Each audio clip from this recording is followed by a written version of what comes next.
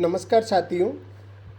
Online classes में आज Rajasthan polity के एक महत्वपूर्ण टॉपिक राजस्थान लोक सेवा आयोग यानी राजस्थान पब्लिक सर्विस कमीशन, जो कि न केवल विविध परीक्षाएं आयोजित करवाता है, इसके साथ ही हर प्रतियोगी परीक्षा में आयोग से संबंधित सवाल पूछे जाते हैं। अतः इस आयोग की क्या संरचना है, इसकी संवैधानिक स्थिति, साथ ही कार्य एवं भूमिका के बारे में आज विस्तार से चर्चा करेंगे।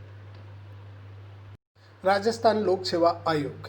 सर्वप्रथम हम आयोग की पृष्ठभूमि देखेंगे।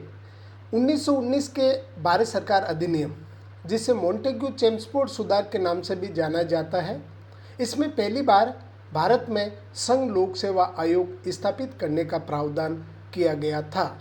इसी प्रावधान के तहत 1926 में भारत में पहला संघ लोक सेवा आयोग स्थापित हुआ और उसके बाद 1935 में भारतीय शासन अधिनियम में पहली बार राज्य लोक सेवा आयोग स्थापित करने का प्रावधान किया गया।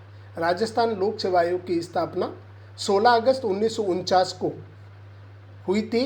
इसका कार्यालय घुघरा घाटी अजमेर में है। आयोग के पहले अध्यक्ष एस के घोष थे और वर्तमान में दीपक उत्प्रेती आयोग के 32वें अध्यक्ष है। आयोग की संरचना अर्थात राजस्थान लोक सेवा आयोग एक संवैधानिक निकाय है। संविधान के निश्चित उपबंधों के अंदर आयोग का गठन किया गया है। इसकी भूमिका को निर्धारित किया गया है। आयोग के गठन में अनुच्छेद 315 में संघ लोक सेवा आयोग, संयुक्त लोक सेवा आयोग तथा राज्य लोक सेवा आयोग की स्थापना का उल्लेख किया गया है। अर्थात भारतीय संविधान के अनुच्छेद 315 संघ लोक सेवा आयोग, संयुक्त लोक सेवा आयोग तथा राज्य लोक सेवा आयोग की स्थापना का उल्लेख करता है। अनुच्छेद 315 में ये भी उल्लेखित है कि यदि 2 या 2 से अधिक राज्यों के विधानमंडल प्रस्ताव पारित करते हैं तो संसद कानून बनाकर संयुक्त लोक सेवा आयोग का गठन कर सकती है।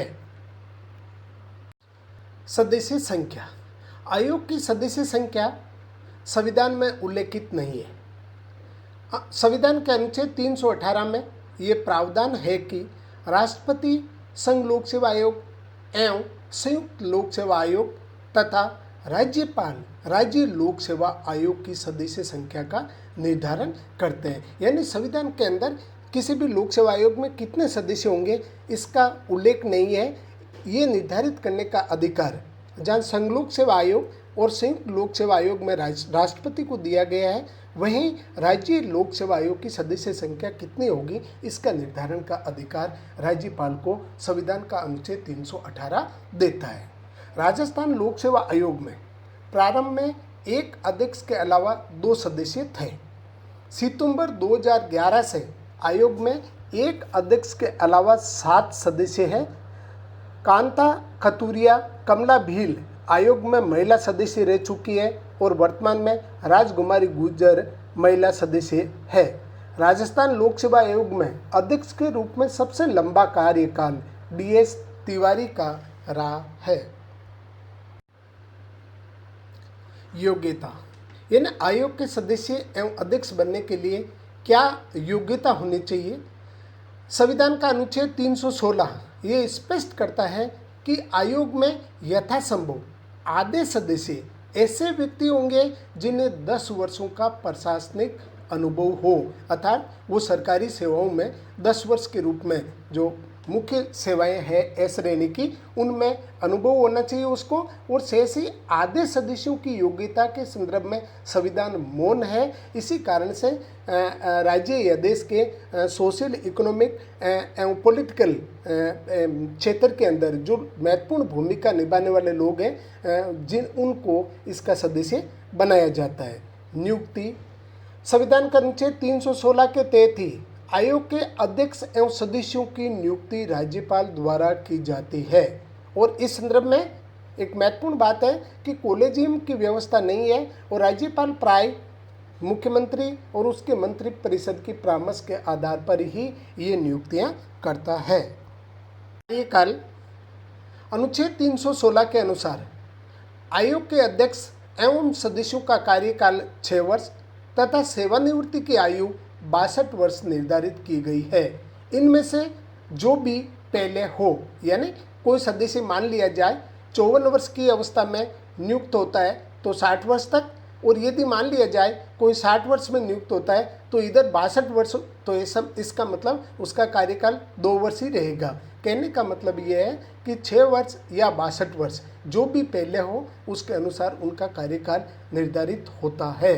कोई भी व्यक्ति अपने पद पर पुनर्नियुक्त नहीं हो सकता, लेकिन आयोग के सदस्य को अध्यक्ष बनाया जा सकता है। ऐसी स्थिति में उन्हें पुनः 6 वर्ष का कार्यकाल प्राप्त होता है, परंतु उसकी आयु 62 वर्ष से अधिक नहीं होनी चाहिए। अनुच्छेद 319 के तहत आयोग के सदस्य एवं अध्यक्ष सेवानिवृत्ति के बाद भारत सरकार या किसी भी राज्य सरकार के अधीन कोई लाभ का पद प्राप्त नहीं कर सकते हैं। आयोग के अध्यक्ष एवं सदस्यों को पद से हटाने की प्रक्रिया। भारतीय संविधान के अनुच्छेद 317 में आयोग के अध्यक्ष एवं सदस्यों को हटाने की विधि का उल्लेख किया गया है। अनुच्छेद 317 के अनुसार कदाचार के आरोप पर राष्ट्रपति द्वारा उच्चतम न्यायालय से करवाई गई जांच के आधार पर उन्हें हटाया जा सकता है। जांच के दौरान उन्हें निलंबित भी किया जा सकता है, यानी राष्ट्रपति करेगा हटाने की प्रक्रिया पूरी, लेकिन उससे पहले वो सुप्रीम कोर्ट से ऐसी कार्रवाई की जांच करवा के ही उसे हटाएगा, लेकिन जांच के दौरान राष्ट्रपति उन्हें निलंबित भी कर सकता है। अनुच्छेद 317 के अनुसार मानसिक रूप से विकृत हो जाने पर या कोई अन्य पद ग्रहण कर लेने पर राष्ट्रपति उन्हें बिना सुप्रीम कोर्ट की जांच के भी हटा सकता है। अनुच्छेद 317 में कदाचार शब्द परिभाषित है। इसके अनुसार किसी कंपनी के शेयर खरीदने या उसमें भागीदारी होने को कदाचार माना जाता है।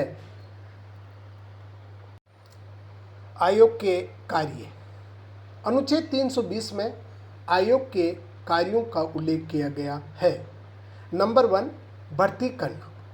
भर्ती हेतु आयोग विज्ञप्ति जारी करता है, आवेदन पत्र आमंत्रित करता है, उनकी छंटनी करता है, समय सारणी घोषित करता है, परीक्षा आयोजित करवाता है तथा परिणाम घोषित करता है, आदि कार्य जो है वो एक क्रम में करता है। सेकेंड, निम्न मामलों में आयोग सलाह देता है। भर्ती करने का तरीका क्या होगा? एक सेवा से दूसरी सेवा में स्थानांतरण, पदोन्नति के आधार या तरीके, अनुशासनात्मक कार्रवाई की प्रक्रिया या प्रोसेस क्या होगा? सेवा के दौरान किसी व्यक्ति को यदि नुकसान होता है तो उसकी क्षतिपूर्ति, और सेवा के दौरान हुए विधिक कार्यवाही का व्यय आदि के बारे में भी आयोग सलाह देने का कार्य करता है। परंतु प्रशिक्षण, नियुक्ति, वेतनवृद्धि, स्थानांतरण तथा आरक्षण के संदर्भ में आयोग की कोई भूमिका नहीं होती है। आयोग के कार्यों में वृद्धि या कमी से संबंधित प्रावधान। संविधान के अनुच्छेद 321 के अनुसार विधानसभा कानून बनाकर राजस्थान लोक सेवा आयोग के कार्य में वृद्धि कर सकती है। राज्यपाल आयोग के कार्य में कमी हेतु नियम बना सकते हैं, लेकिन उन नियमों को कम से कम 14 दिन पूर्व विचार विमर्श हेतु विधानसभा में रखना होता है। यानी आयोग के कार्य में यदि वृद्धि करना है तो संविधान का अनुच्छेद 321 ये कहता है कि राज्य की विधानसभा कानून बनाएगी और उसके कार्य में वृद्धि कर सकती है। लेकिन आयोग के कार्य में यदि कमी करना हो तो ऐसे नियम राज्यपाल बनाएंगे या राज्यपाल द्वारा जारी किए जाएंगे, लेकिन उन नियमों को कम से कम 14 दिन तक विचार विमर्श हेतु विधानसभा में पहले रखना होगा और उसके बाद ही उनमें कमी की जा सकती है। राजस्थान लोक सेवा आयोग के अध्यक्ष सदस्यों के वेतन भत्ते तथा पेंशन संबंधी नियम। संविधान के अनुच्छेद 322 के तहत आयोग के अध्यक्ष एवं सदस्यों का वेतन एवं पेंशन राज्य की संचित निधि से मिलती है, जिसमें पद पर रहते हुए हानिकारक परिवर्तन अर्थात उसमें कमी नहीं की जा सकती है। आयोग का प्रतिवेदन।